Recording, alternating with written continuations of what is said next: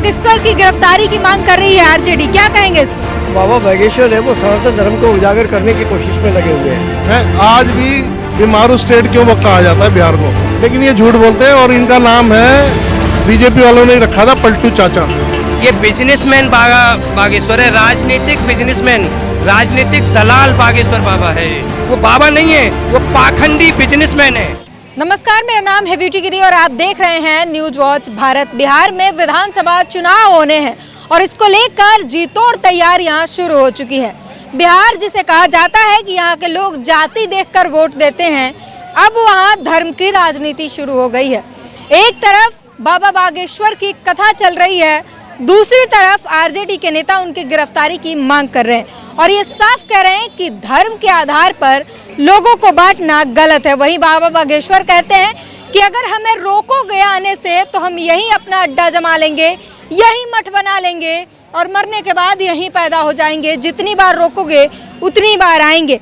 जनता से जानने की कोशिश करेंगे कि इस बार बिहार विधानसभा चुनाव को लेकर जो घमासान जो मचा हुआ है उसमें एक जो ये भी कयास लगाया जा रहा है, आरोप लगाया जा रहा है कि नीतीश कुमार को निपटाने की कोशिश कर रही है भाजपा। क्या पब्लिक कहती है ये जानने की कोशिश करेंगे। क्या लगता है बाबा बागेश्वर की गिरफ्तारी की मांग कर रही है आरजेडी, क्या कहेंगे इस पर? वो उनका अपना पर्सनली मैटर है, मगर जो बाबा बागेश्वर है वो सनातन धर्म को उजागर करने की कोशिश में लगे हुए हैं।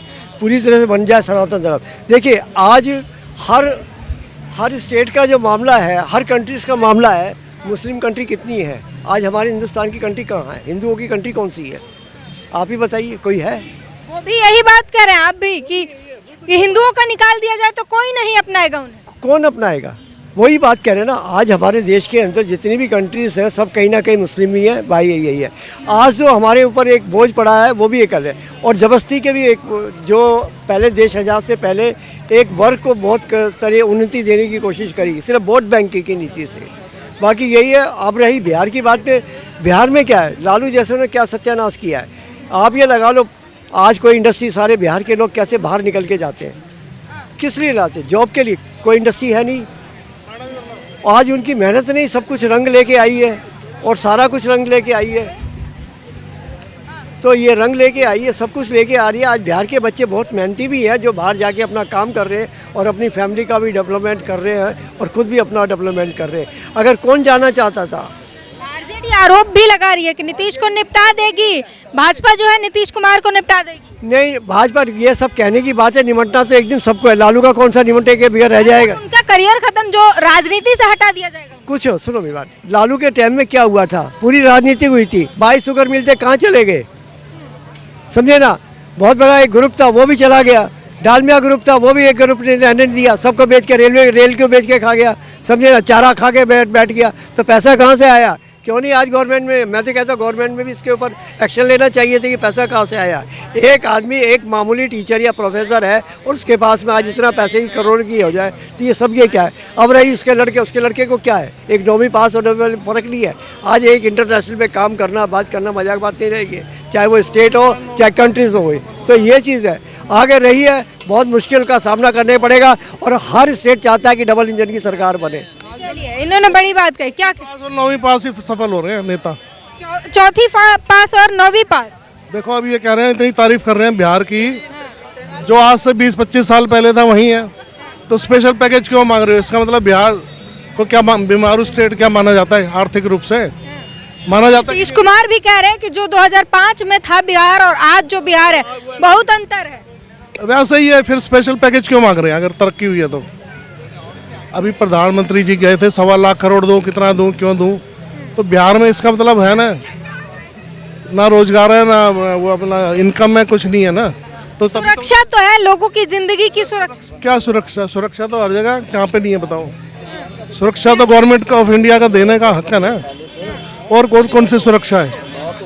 सदन में चिल्ला के कह रहे हैं नीतीश कुमार कि तुम्हारे पिता के समय जंगल राज हुआ करता था, तुमको पता भी नहीं है क्या हालत थी उस समय। क्या हालत थी और अब क्या है? तुम 20 साल हो गए तुम्हें, तुम बता दो ना क्या करा तुमने 20 साल हो गए हैं। आज भी बीमारू स्टेट क्यों कहा जाता है बिहार को? अब बताओ क्या क्या तरक्की हुई है? अभी भी पैकेज मांग रहे हैं, स्पेशल पैकेज मांगते हैं। तो इसका मतलब है नहीं ना कुछ, ना रोजगार है, ना फैक्ट्रियाँ हैं, ना कोई इनकम है किसी की वहाँ बढ़ी हुई। भाई ये धर्म के नाम पे करोगे तो फिर ऐसे ही बिहार ऐसे और 30-40 साल तक ऐसे ही रहेगा। लगातार नीतीश कुमार कह रहे हैं महिलाओं के लिए काम किया है, गरीबों के लिए काम किया है, कई ऐसे पिछड़े लोग हैं उनके लिए काम किया, अस्पताल दिए हैं, उसके पहले जो है कुछ नहीं था। काम किया तो भैया जीत जाएंगे, काम करने वाले तो जीते, लेकिन ये झूठ बोलते हैं। और इनका नाम है बीजेपी वालों ने रखा था पलटू चाचा। कितनी बार पलटी खाए हुए हैं आपको पता ही होगा, रिकॉर्ड आपके पास तो होता ही है। तो इनका कोई भरोसा नहीं है, ये कुछ भी बोलते रहे, लेकिन भरोसा नहीं कर रही जनता। ये पलटू चाचा कहाँ पलटी मार जाए फायदा देख के, तो नीतीश कुमार के ऊपर तो कोई भरोसा नहीं कोई भी बात पे। अच्छा, क्या लगता है आपके अनुसार क्या होगा बिहार में, कौन बनेगा मुख्यमंत्री? क्योंकि प्रशांत किशोर ये कह रहे हैं कि आने वाले समय में अगर नीतीश कुमार मुख्यमंत्री बन जाते हैं तो मैं अपना आंदोलन वापस ले लूंगा। मैं किसी का नाम नहीं ले रहा, लेकिन मैं वहाँ परिवर्तन चाहता हूँ। जो 20-30 साल से वहाँ कुछ तरक्की नहीं हो रही, तो परिवर्तन होना चाहिए। क्या किसी और को आने दो ना, तुम्हारे बस का नहीं है तो क्या हुआ। केजरीवाल ने बोला कि मैं जमुना साफ नहीं करा पाया, ये मेरी कमजोरी थी। अब ये देश के जो प्रधानमंत्री जी ने बोला कि मैं 100 दिन में काला धन नहीं ला पाया मेरी है, और मैं 100 स्मार्ट सिटी नहीं बना पाया है, 2 करोड़ रोजगार नहीं दे पाया। केजरीवाल ने तो मान लिया, तो मानो या तो फिर या काम करो। बदलाव के तौर पे आप किसको देखना चाहते हैं? अरे कोई भी आ जाए, इनको हटा दो। 2-3 प्रमुख नेता ही तो हैं, तेजस्वी है, प्रशांत किशोर है। मैं किसी को भी नहीं नाम नहीं ले रहा, पर ये जो 20 साल इनको टाइम दिया है, इन्होंने कुछ नहीं करा। नीतीश के अलावा कोई भी चलेगा? हाँ, कोई भी आ जाए, पार्टी ये बिल्कुल चेंज होनी चाहिए, जो गठबंधन है ये। तो आप मतलब बीजेपी और जेडीयू से नाराज हैं? नीतीश 20 साल से है और जेडीयू इंडिपेंडेंट अपनी पार्टी है, तो उसको किसी के साथ अलायंस करने की जरूरत क्या है जब नीतीश ने अच्छा काम किया ही है।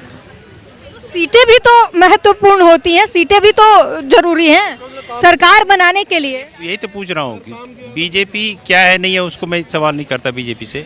अगर जेडीयू नीतीश कुमार देख रहे हैं, 20 साल से उनकी सरकार है, अब 2005 में क्या होता था उसकी आज चर्चा क्यों करनी पड़ रही है उनको? 20 साल पहले का कंपैरिजन आज आप क्यों कर रहे हो? इसका मतलब आपने कोई काम नहीं किया। कंपैरिजन करो ना, 2025 से 2024 में क्या किया, 2023 में क्या किया आपने, वो चर्चा तो आप नहीं कर रहे हो। 20 साल पहले की आप चर्चा करके कंपैरिजन करोगे। मैंने 25-20 साल पहले क्या था, जंगल राज था, आज भी तो वही मुझे लगता है कि जंगल राज ही है। क्या फर्क आया उसमें? आज 25-30 साल पहले खाली मारुति 800 होती थी, अब दुनिया भर की कारें हैं ना, चल रही है ना। तो रोजगार एक बड़ा मुद्दा होगा बिहार के चुनाव में। बिहार में कुछ नहीं हुआ, नहीं तो फिर वो स्पेशल पैकेज क्यों मांगते हैं? मेरे को तो ये जवाब दो ना, कि बिहार को स्पेशल पैकेज राज्य का दर्जा दो, कि उसका कोई तरक्की नहीं हुई, कुछ नहीं हुआ, तो इसका मतलब वहाँ कुछ नहीं हुआ। या फिर अपने काम गिनवाओ ना, अपने आप लोग वोट देते हैं। अगर काम करे होंगे तो अपने लोग, तो फिर बीजेपी वगैरह इनसे मिलने की जरूरत ही नहीं है। नीतीश कुमार कहे जी मैं अकेला लड़ूंगा, मैंने इतना काम करा है, लोगों को बता दो, जीत जाएगा। मेरा कहने का मतलब एक ही है मैडम, अगर नीतीश कुमार ने काम किया है तो चुनाव लड़ लेना अकेले, क्या दिक्कत है उसको? किसी के साथ अलायंस करने की आवश्यकता क्या है? पता चल जाएगा नीतीश कुमार क्या है।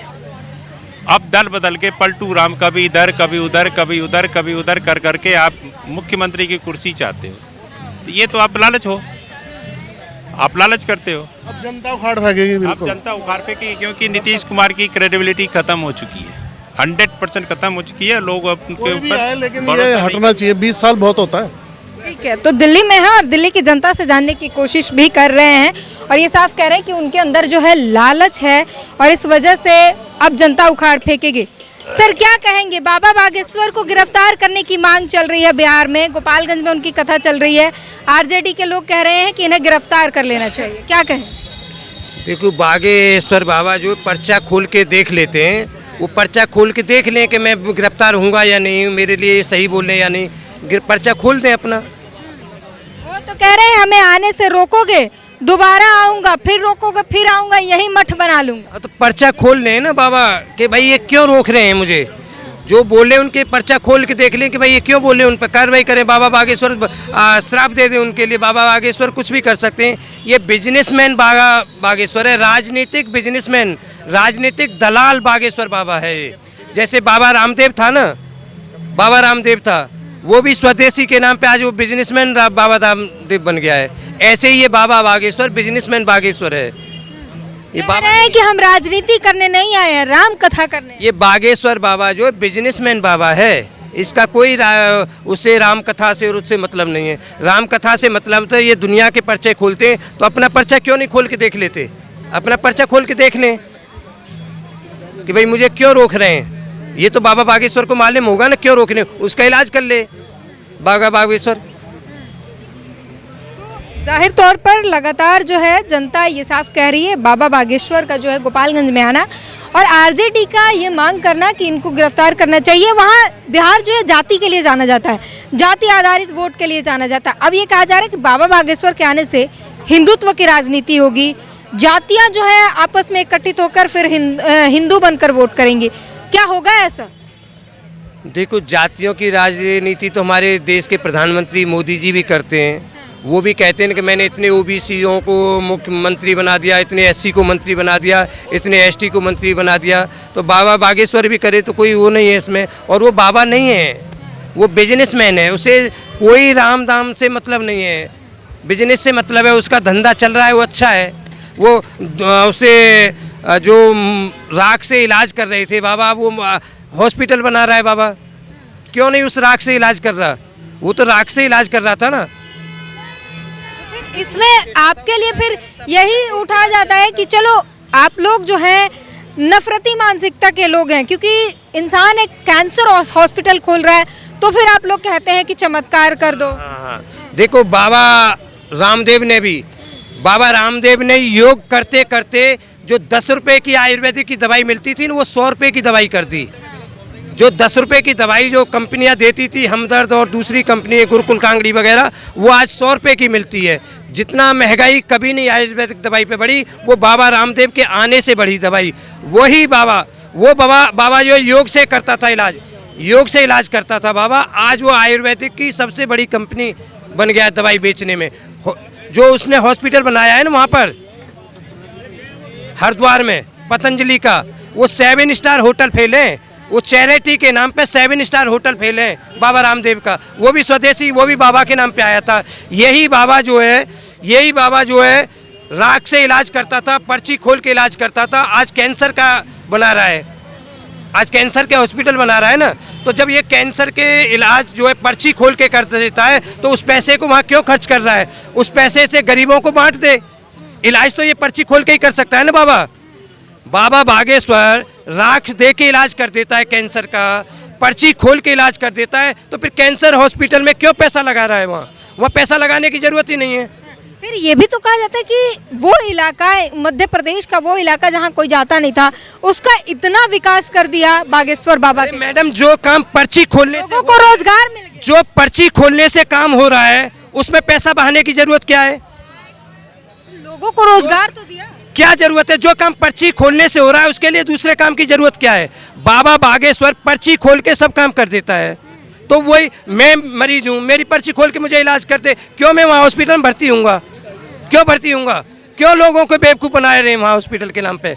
अरे पर्ची खोलने वाले आदमी को क्यों वहाँ महीना 2 महीना इलाज में हॉस्पिटल? कैंसर का इलाज कोई एक दिन में तो हो नहीं जाता हॉस्पिटल में, लंबा टाइम लगता है ना। और पर्ची खोलने से एट ए टाइम इलाज हो रहा है, पर्ची खोलने से एट ए टाइम इलाज हो रहा है। तो फिर क्या जरूरत है उसकी हॉस्पिटल की?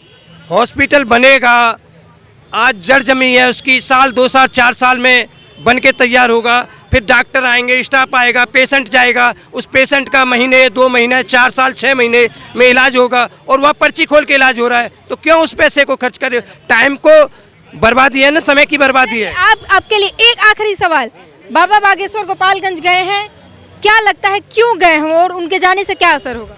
देखो, बाबा बागेश्वर जो अपने जिस उद्देश्य से गए ना, उसी उद्देश्य में कायम रहें, राजनीति से दूर रहें। धर्म गुरु हैं, वो हिंदू सनातन के गुरु अपने आप को मानते हैं, हनुमान जी के शिष्य मानते हैं, भक्त मानते हैं। उनको राजनीति में नहीं जाना चाहिए, कोई उनका विरोध नहीं करेगा। बोल तो रहे हैं कि हम राजनीति नहीं कर रहे। क्यों नहीं करते बाबा राजनीति?